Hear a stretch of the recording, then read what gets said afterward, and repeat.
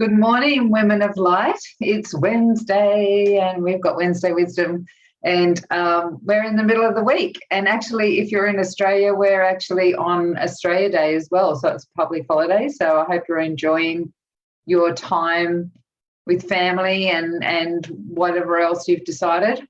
I've decided I'm working today, so it hasn't made any difference to me. I love what I do, so it's not like I need a break from it. So we are here with the beautiful Gerlinde. How do you pronounce it again? Gerlinde. Gerlinde. Yes. We were just talking about the fact that my brain's not working because I've just been to the gym. So, yeah, it's all good. So welcome, Gerlinde. Is that, did I just say it properly? Gerlinde. Welcome, Gerlinde. Thanks for having me. So we actually met quite unusually, didn't we? I think it was Facebook. I can't remember how we connected to start with, but I think you just sort of told me a little bit about what you do, and I said, oh, I need to interview you. And the next thing we had a chat. You were in the car somewhere, parking somewhere, and we just had this big chat and just connected straight away like sisters. So yeah, it was a beautiful one of those moments, right? Totally. Oh. I'm even getting it again now. Oh, yeah. It's so nice when you meet a soul sister, right? You know, like, totally. and you just know, like, we've known each other before. You know, like we're different places but still connected. So it's so beautiful. So would you love to share, like you can go crazy if you want or talk just about the ocean. But tell us a little bit about yourself, like where you started and what happened for you to be talking about or working with healing with the ocean and mermaids and stuff. So I think going back towards when I had my daughter. So as an older mum, I had my daughter at 40 and she's almost 9. She'll be 9 in a couple of months. I really struggled with anxiety with her. She was born small. She needed neonatal care for quite a few weeks. We brought her home. I couldn't cope. I ended up into a hospital with for help for women that couldn't cope with newborns, and it just threw me.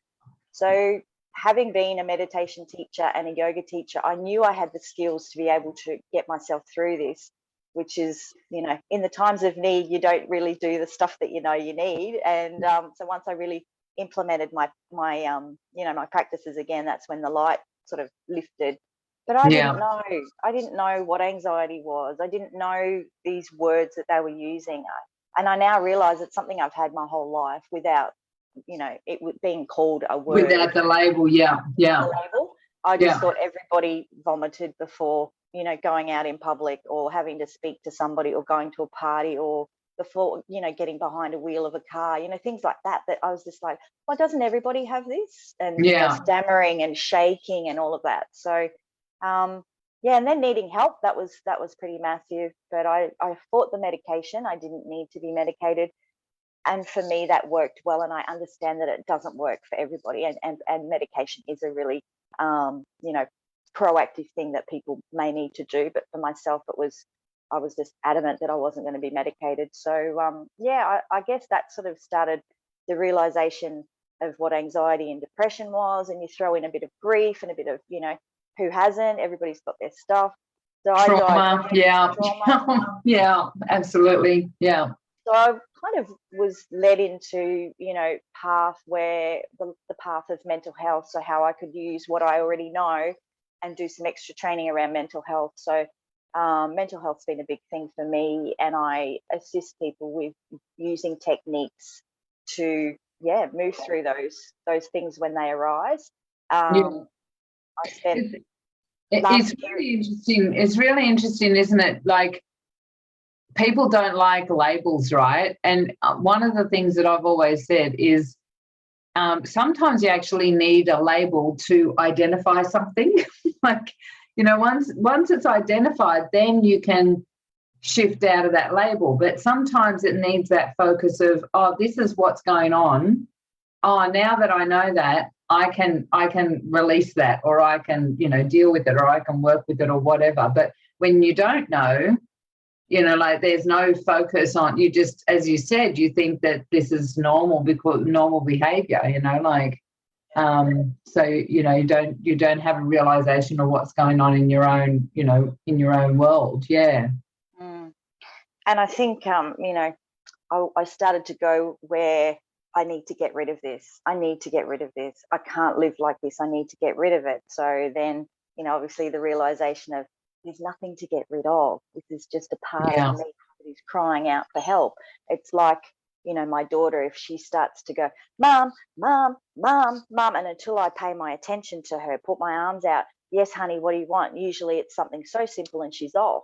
Yeah. I see it that way. It's like, okay, it's calling me. It needs to be blessed by me. It needs to be held by me. It is a part of who I am. And generally being with it and sitting with it, it dissolves on its own. So that's probably one of the biggest things that I've realized, is that this is me. This is a part of me. It's not something out there. It's within me, and it's actually directing me back home. Yeah. That's pretty much it in a nutshell. So from there, I go for it. From there, I started to really ramp up all of my tools that assist me with my mental health. So being in the water, you know, I'm a surfer, I was a competitive swimmer, I was an elite athlete for a lot of years. You know, just even the realization that when you're in the water, breathing out, that length and exhalation, you know, kicks you into parasympathetic state. So I guess just really ramping up what I do, and that's kind of taken over my whole life, because I need these things to help me feel, you know, really good, and so I can take the day on. And that's what sort of has opened up for the Mermaid Academy, which is crazy. So it's called the Mermaid Academy. Wow. Mermaid Academy. Yeah. Awesome. So giving gratitude at lunchtime one day, just randomly. I normally do it of an evening time, and the words "the Mermaid Academy" popped into my head. So that was around October. So it's only relatively new, and I've been working out, what's this? So, you know, feeling the call from the mermaids to assist people to get in the ocean. It's healing me. So, okay, I need to be getting people into the water, and that can bring up a whole lot of stuff. So it's interesting, because I think, you know, I've just moved, September last year I moved to Shell Harbour, and so I'm right near the ocean now, and I'm a real earth person, right? Like I'm you know, get me. I was just talking to someone actually the other day about I've once had seasickness, and it's horrid, right? It's a horrid experience. And, you know, being on a boat is not something that, you know, I enjoy. And he's a real water person, you know, like he makes yachts, and, you know, like, and so I was saying, you know, I wonder if that's because of our star signs, you know. I love being on the earth, you know. But I have really been enjoying going in. Like, it's so nice to actually, you know, finish the day, had a big day with clients, and then just go, I'm going to go for a swim, or I'm going to go for a walk and put my feet in the water, and like, just to be able to be near the ocean like that is amazing. Yeah. So I'm very blessed. I'm only a few minutes away from the ocean here. I live on the Gold Coast. So, you know, everybody pretty much moves to the Gold Coast to be near the beach. But I was just starting to hear all around me that people are afraid to go in. And I'm kind of like, well, I've got an 8-year-old, almost 9-year-old. If something were to happen to her, this is kind of my thinking, would I be able to go in and, you know, help her? Because kids love being in the ocean, especially summertime at the moment. And a lot of people were like, well, actually, I couldn't. So this is kind of where I was like, all right. So I need to help people face the fear of either being in water or being in the ocean, and how does that start? So yes, all you need to do is put your feet in the ocean. All you need to do is drive up to the beach and smell that beautiful salty air, and it's just amazing. And people need that, especially at a time like this. or being around water, or, you know, even the shower, even once you start to, you know, tap into this energy that it's available to us at any time, it can be really transformational, and it can be so healing. And it doesn't have to be anything fancy. It can be just stick your feet in or sit on the sand and you know, just put your hands on the ground. Nature's here to heal us. Nature's here to heal us. Absolutely. So, totally. And water is so healing, isn't it? You know, like it's you know, even to have a saltwater bath, you know, like getting in and just putting a whole heap of rock salt in, or, you know, Himalayan rock salt or something like that, just to get that, because it ionizes, you know, it changes our frequency and shifts and cleanses our body, right? So it's grounding in its own right. Yeah, definitely. Yeah. So, yeah. So tell us about mermaids. So I'm just going to spit it out. Yeah, go for it. I think the day I told you, it's like, oh my gosh, I'm remembering that I'm a mermaid. How can I not? How can I not be? I live in Mermaid Beach on the Gold Coast. How do I not know I'm a mermaid? Like ding, ding, ding. Yeah, it's like I love the ocean. You know, I've swum all these years. Water, when I'm in the water, it makes me feel good. I'm a surfer. I can't live without being in the water every day. It's like I haven't brushed my teeth. So just I love it. Just the realization that, okay, this is so healing for me, and this is actually a big part of my journey. How can I help others, you know, with this? So there's been some, even since talking to you, there's been a few little things that have unfolded. I've felt, I've got a little bird just landed on my balcony. He's here to hear about the mermaids. Hello. He's getting really, really close. That's a sign, right? Like, talk about confirmation. I can't get him any closer. I usually entice him with some food and a little bit of bread, but he's literally right at the door now, which is, he's never come that close. So that's awesome. Yeah, absolutely. So I think one day in particular, I did a meditation on love with a friend, a little beautiful rose petal that was opening, and just sharing love, you know, within and out to everybody. And we went for a swim, and I actually heard some singing under the water. Oh, wow. And I've heard, like, you know, I don't know if people could visualize or understand what a dolphin or a whale would sort of sound like. You know, all you have to do is put whale music on and you can kind of hear that shrilling. Now, I'd been hearing that for a long time and just thought that, there's something up with my ears, or maybe there is something. And then, especially in whale season here, put your head under and you can hear something and just go, oh my gosh, that's amazing. But this particular day was different, and it was almost like there was a lady singing. And my friend and I were under the water, and I've come up and I'm sort of looking around for her. She's still under, and then she's come up, and I said, did you just say something to me? And she goes, no, I'm under the water. And she just dived under again, totally oblivious to what I had going on. And I was like, oh, okay. So kind of just disregarded it, went back under again, heard it again, like a real beautiful opera, like that kind of sound.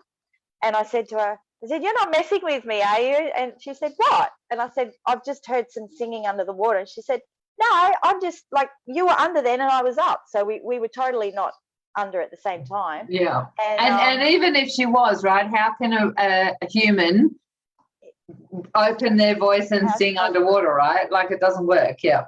So she said, do it again. You know, see if you can hear it again. And I went under again and I heard it for the third time. And I was just, I think, tears and goosebumps, and we just had a moment, and I was just like, oh my gosh, this is what I've just heard. So she's a very dear friend, very woo-woo, and a mentor herself. So then we had a big realization that somehow the mermaids were connecting to me, which has led to, I know this is going to sound even crazier, I've started to do not in my world. I've started to do some night swimming, nothing unsafe, nothing like only, you know, just going out. We've had a couple of full moons where I've done it. So I've only done it 3 times since I've had the realization, and I've done it without any clothes on, which is something I've never done in my life. So I have. I'm a bit of a straighty 180. So even back in the days when you were, young 20s and, having a few drinks, and I would never even take my clothes off with my friends and run into the beach. I was that kind of way inclined. Yeah. So I've had this real urge to connect and take gear off and to go down and to be in the ocean. And it's just done something, like it's just awakening more I can within. imagine. Like I cannot the water, explain it. The water would be so different under the moonlight and in the nighttime. And if you're, like in my opinion, like this is just my opinion, but if you're connected the way you are, you hear sounds, you would know if there was anything in there that's danger. I remember I went, I used to live up in far north Queensland, up in Cairns, and my kids and I went to the Daintree, and we stopped on the side of the road and went for a swim in this beautiful river. And it was quite like big and deep, and we were all snorkeling. I think the kids were snorkeling and stuff.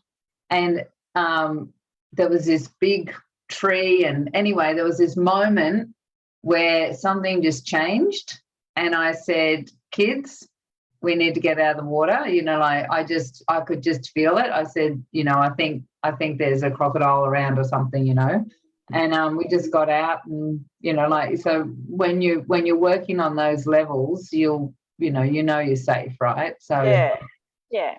So don't do this at home. Don't do this at home.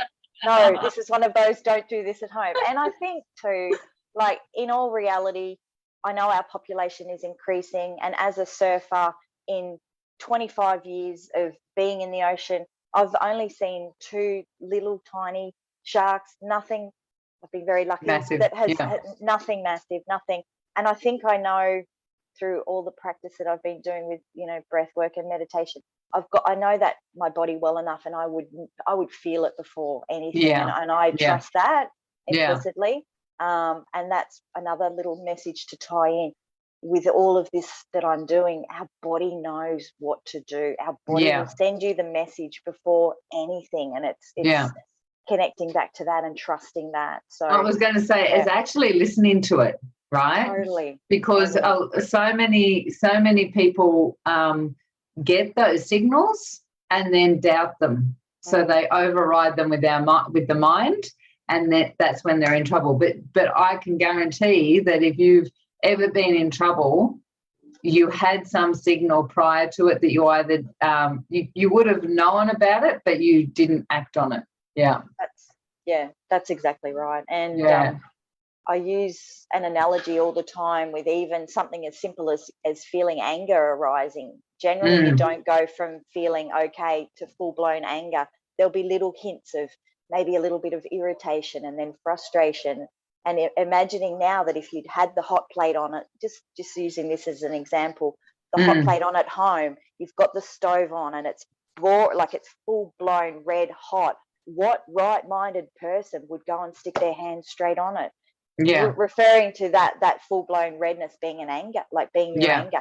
You would start to, as your hand got closer, I can feel it. I can feel something. What do I need to do here instead of, so that's kind of how I use that. It's like nobody in their right mind would go and stick their hand on a hot plate, a red hot plate. So hang on a second, let's back off here. You're having maybe a conversation with someone, and that starts to, something will feel not quite right in your body, and that's the warning systems. And generally people don't feel into that. There's something your body is trying to tell you, even if it has to, sorry, I can't have this conversation right now, and remove yourself from it. Your body is telling you that you're moving away from home. You need to come back home. So whatever it is that's arising. So that was just a little... well, my daughter used to get right into, have this massive anger attack, and she'd lose it. And we just had to do exactly what you're saying. We had to teach her, like I said, I can see when you're, starting to rev up, because she just would go, no, I just go into anger.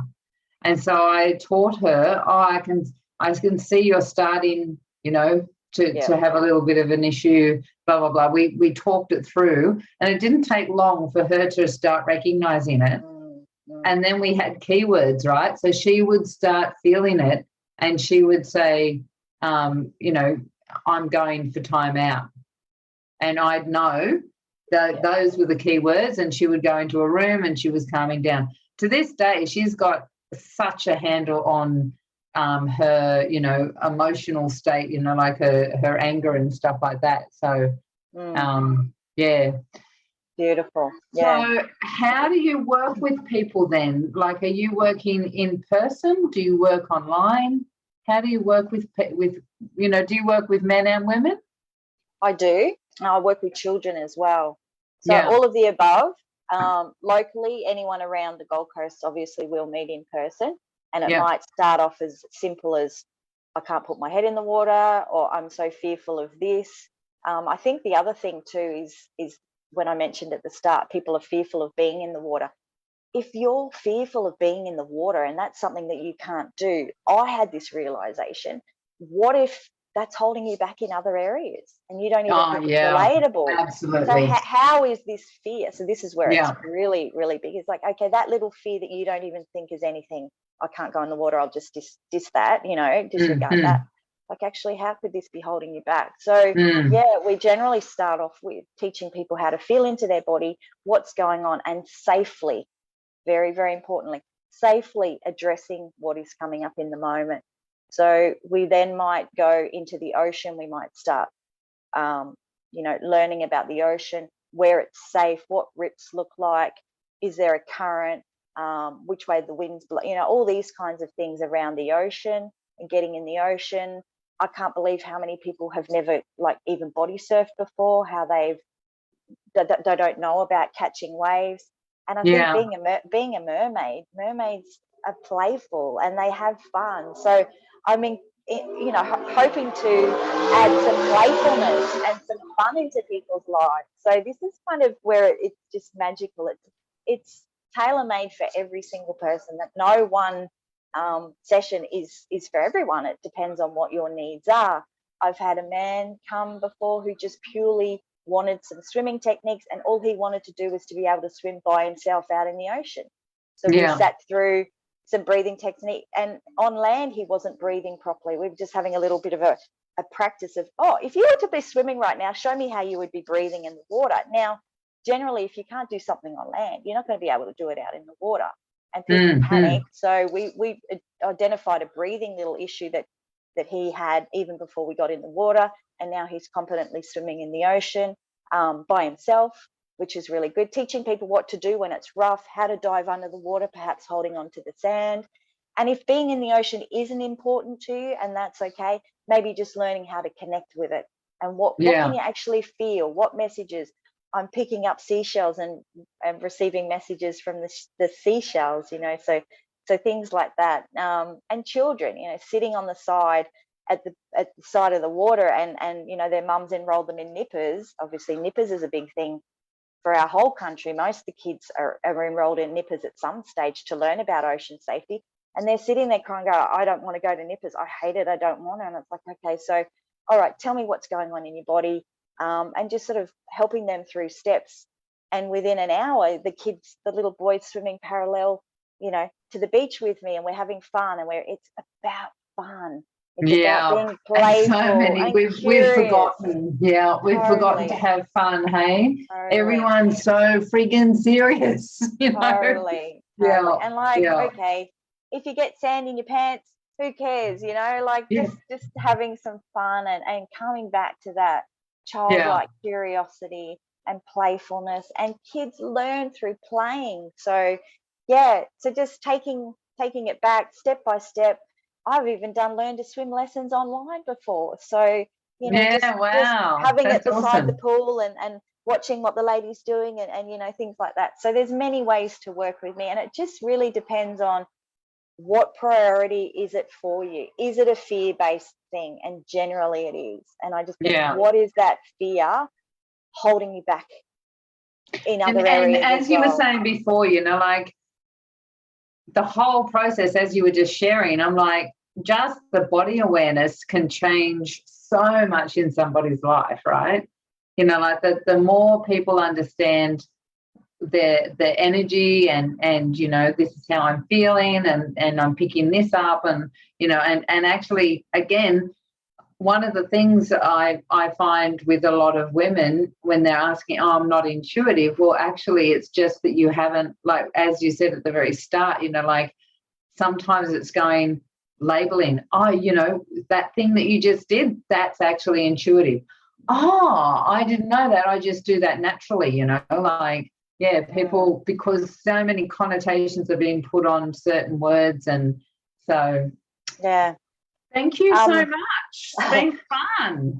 Can I just say one more thing about that energy and meeting that energy? So this is a really important thing that might be a takeaway for some, is if you're feeling that anxious and you've got energy that's like, that's extra energy that you need to do something with it. So, you know, if you tell an anxious child to come on, settle down, sit down, whatever, like they're not going to be able to do it. So I teach people how to meet that. And if you're about to go in to do something that you're not really comfortable with doing, or you're like, let's meet that energy. Let's have a little shake, or let's do. So there's lots of techniques that I use to meet that energy, and then it can go the other way. If you're in bed and you don't feel like you've got the energy to do anything, there's actually little things that you can do to increase your energy when you're feeling really flat that I also share in. And who would have thought that raising your armpits actually has an antidepressant feeling in the body? So if you're even able to, even in bed, you can do some breathing and lift the arms up. Wow. So there's a lot of little things that I've learned about the body and how to assist when you're in those states, like especially for, you know, our mental health. How can I hit the day running, or what am I feeling in my body now, and how can I shift this? Because it will shift if you start to try some things. And yes, body awareness is massive. So yeah. Wow, that's amazing. I never knew that about the armpit. And I was just about to ask you, one of the things I'm just starting to do is at the very end, I'm asking the guests that I'm talking to, what's the best advice you've ever been given? Well, I had a little think about this, knowing that you were going to ask, and I wanted to be spontaneous in the moment, but I've got two, and I really, really think I have to share two. Some of us might relate more to one than the other, but one of my yoga instructors used to teach me, do your best and forget the rest.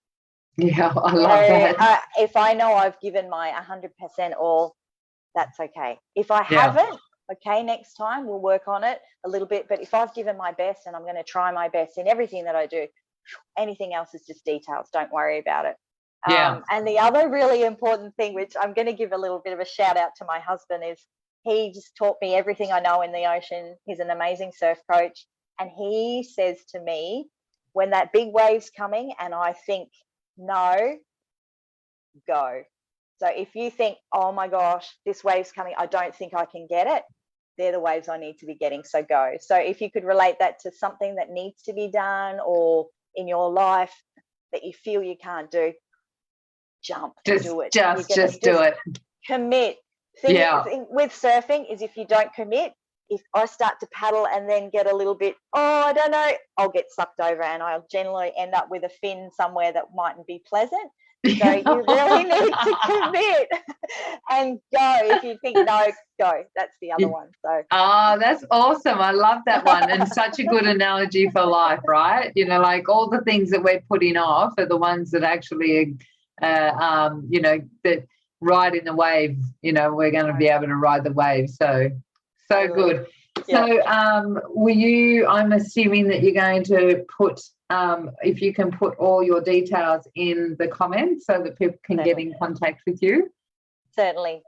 Thank you so much for the opportunity, Elizabeth. I can't wait till we can connect in person and go for that swim one day. Yeah. Be mermaids together. Absolutely. Is the borders open, are they? Yes. I never know what's actually going on. Yeah. So I went to Lennox Head yesterday, and we went to Cabarita on last Sunday. So I've had 2 visits over the border. Haven't been anywhere in 22 months, and then I've been twice in 1 week. So yeah. Oh, that's awesome. Yeah. Well, there you go. I'll have to work out a road trip or something. Yeah, definitely. Sounds good. Thank you so much, hun. It's been such a pleasure. Thank you so much, Elizabeth. And thanks everybody for listening, and I really appreciate it. Yeah, same here. Take care. Love to see if you're watching the replay, put hashtag replay, and would love to hear what you got out, like what sort of value you got, and any of the nuggets as well. So take care, everyone, and enjoy the rest of your week.